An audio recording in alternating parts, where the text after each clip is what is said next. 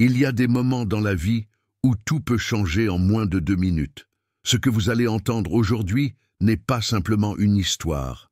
C'est un rappel puissant que même quand on a tout donné, même quand on a servi avec honneur, on peut encore être invisible aux yeux de ceux qui refusent de voir. Cette histoire parle de respect, d'injustice, mais surtout de dignité. Et elle concerne chacun de nous, peu importe notre âge ou notre parcours. Si vous êtes sensible à ces sujets, si vous croyez que chaque personne mérite d'être reconnue pour ce qu'elle est, alors restez avec nous jusqu'au bout. Ce récit va vous toucher en plein cœur. Et si vous ne voulez rien rater et continuer à recevoir des contenus profonds, utiles et inspirants, cliquez sur le bouton « S'abonner » juste en dessous. Commentez avec un mot qui vous touche, aimez cette vidéo et partagez-la avec quelqu'un à qui ce message peut faire du bien. Et surtout, restez jusqu'à la fin. Une parole très importante vous attend et je ne voudrais pas que vous la manquiez. C'était une fin d'après-midi grise et pluvieuse à Arlington. La pluie tombait encore doucement sur le béton du parking de la Madison Tower, juste en face du bâtiment annexe du Pentagone. La générale Angela Whitford, fatiguée mais concentrée, venait de terminer un briefing confidentiel sur des questions de sécurité nationale. En traversant le garage, elle avançait d'un pas tranquille, perdue dans ses pensées, repensant aux décisions difficiles de la réunion. Son manteau encore humide, elle glissa la main dans sa poche pour en sortir ses clés. Mais soudain, des pas précipités résonnèrent derrière elle. Une voix masculine, forte et autoritaire, hurla « Les mains en l'air !» Angela se retourna lentement. 2 policiers s'approchaient, armes sorties, lampe torche pointée droit sur son visage. L'un grand et rouge de colère, l'autre plus jeune, tremblant légèrement de la mâchoire. « Éloignez-vous du véhicule, madame !» ordonna le plus jeune. Angela leva calmement les mains. « Officier, je... » Mais elle n'eut pas le temps de finir. « Ne bougez pas !» coupa le plus grand. « On a reçu un appel parlant d'une personne suspecte en train de forcer des voitures. Vous correspondez à la description. » Elle cligna des yeux. « Je vais simplement à ma voiture. Je suis la générale Angela Whitford. Je viens de... » « Contre le mur !» coupa-t-il sèchement. Aucun d'eux ne demanda son identité. Aucun ne sembla écouter. En quelques secondes, l'officier le plus grand lui saisit le bras et le lui tordit dans le dos. Son sac tomba par terre avec fracas. Son alliance militaire racla contre le pilier en béton. Angela serra les dents, sans crier. Elle ne résista pas. Elle ne cria pas. Elle se contenta de rester immobile, le visage contre le béton froid, les poignets serrés dans les menottes. Son badge d'identification, marqué clairement de son nom, de son rang et d'un code du Pentagone, glissa de sa poche et tomba aux pieds du policier. Il ne daigna même pas le ramasser. Elle inspira doucement. « Monsieur, je suis général de l'armée américaine.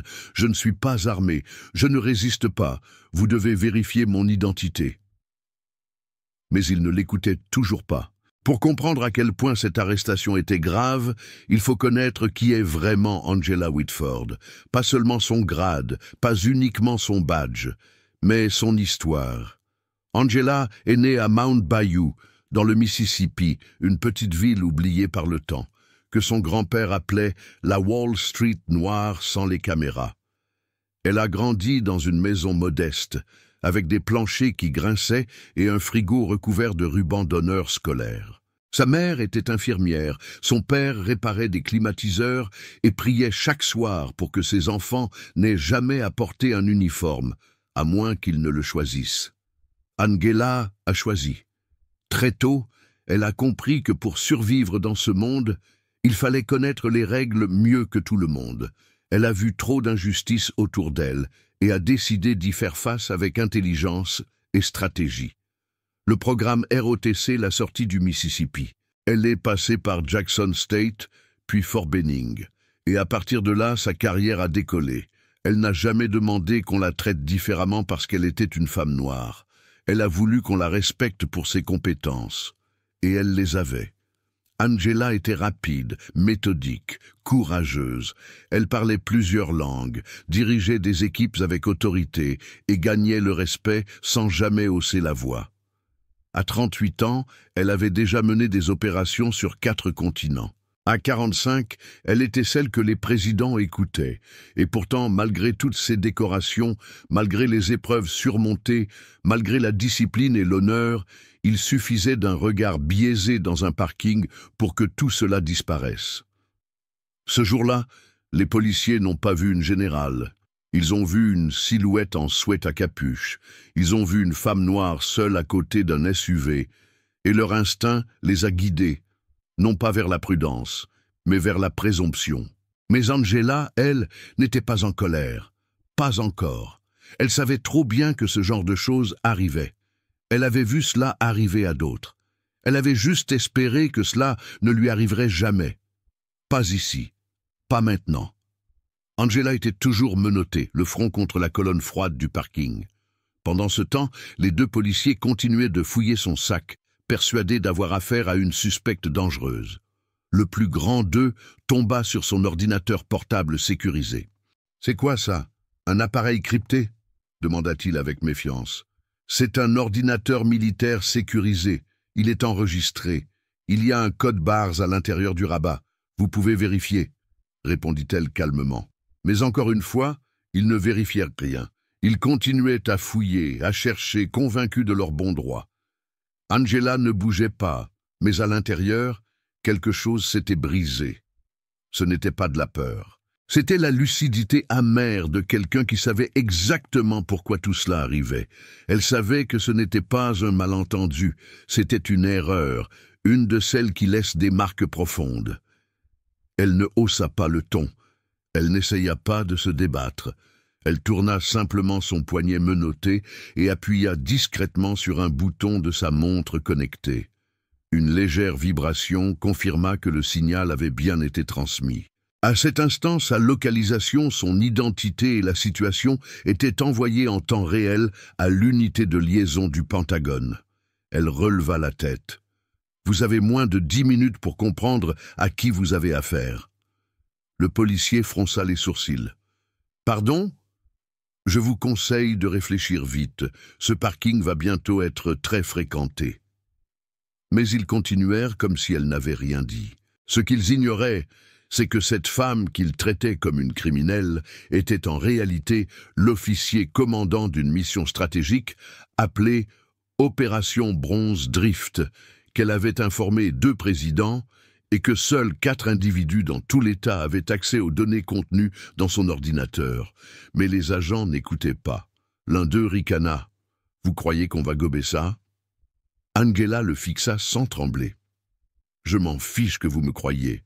Ce que je sais, c'est que vous avez confisqué mes effets sans cause probable, que vous m'avez arrêté sans vous identifier et que vous avez ignoré toutes les procédures de vérification. » Le son des pas s'approchait, net, déterminé. 3 silhouettes en costume sombre apparurent à l'entrée du parking. 2 hommes et une femme. Tous portaient des insignes discrets mais reconnaissables. Renseignements militaires. À leur vue, les 2 policiers, jusque-là si sûrs d'eux, échangèrent un regard incertain. Le plus jeune murmura « Tu les connais, ceux-là » L'autre secoua la tête, mais son visage avait perdu toute couleur. Le premier à parler fut un homme aux cheveux poivre et sel. Sa voix était calme, mais chaque mot portait une autorité écrasante. Reculer immédiatement et libérer ses poignets. Les agents hésitèrent.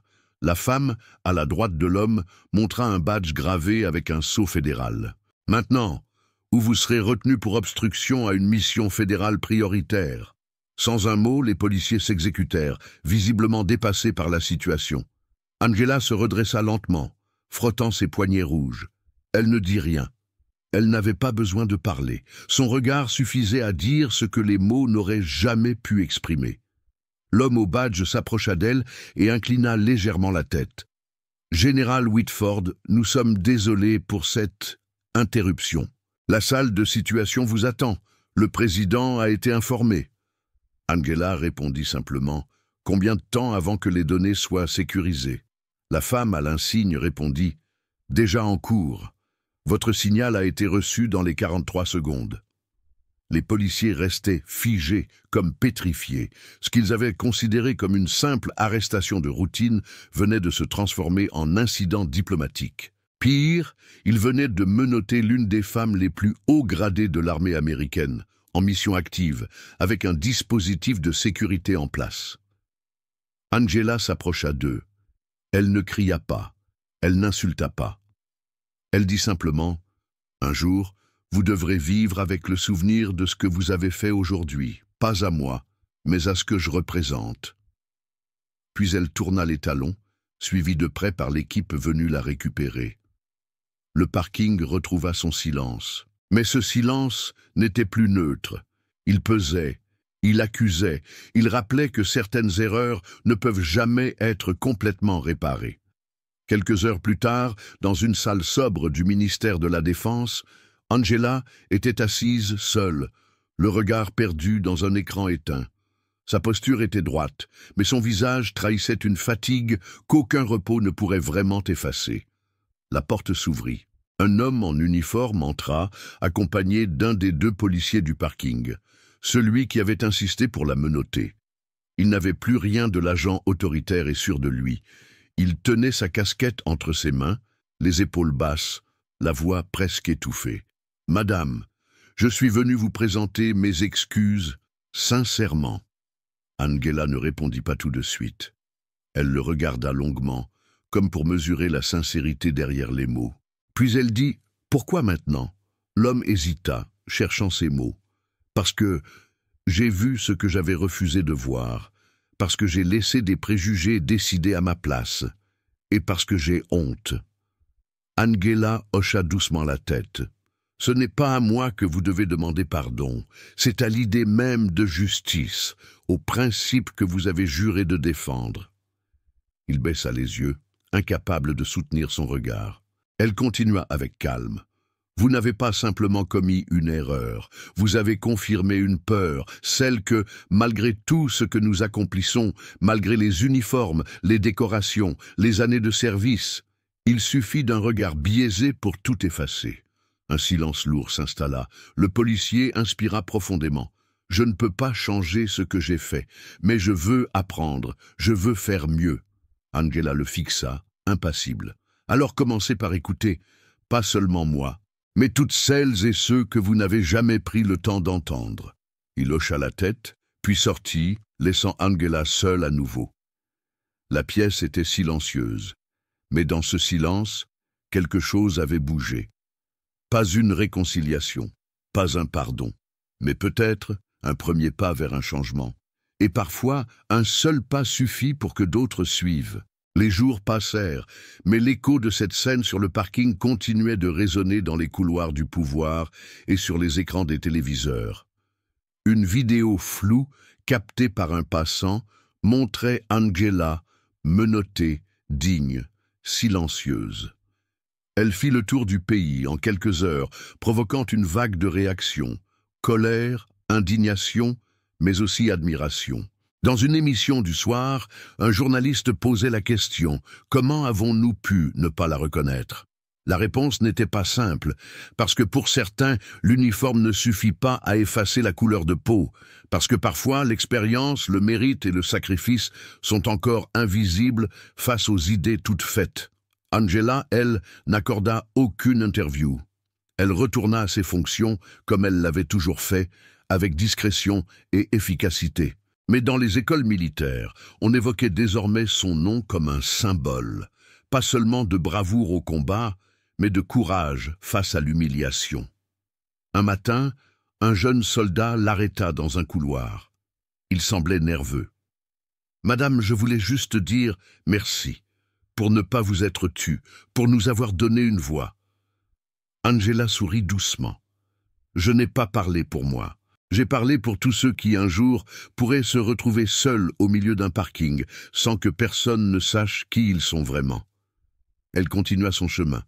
La vie reprenait son cours. Mais quelque chose avait changé. Pas dans le système, pas encore, mais dans les regards, dans les questions que certains commençaient enfin à se poser. Parce qu'au fond, ce n'était pas l'histoire d'une femme qu'on avait arrêtée à tort. C'était l'histoire de ce que l'on choisit de voir ou d'ignorer. Et tant que ces choix seront dictés par la peur, l'ignorance ou les préjugés, alors même les héros devront encore prouver qu'ils existent. Angela n'avait jamais voulu être un symbole, mais parfois, ce sont ceux qui ne cherchent pas à briller qui finissent par éclairer le plus.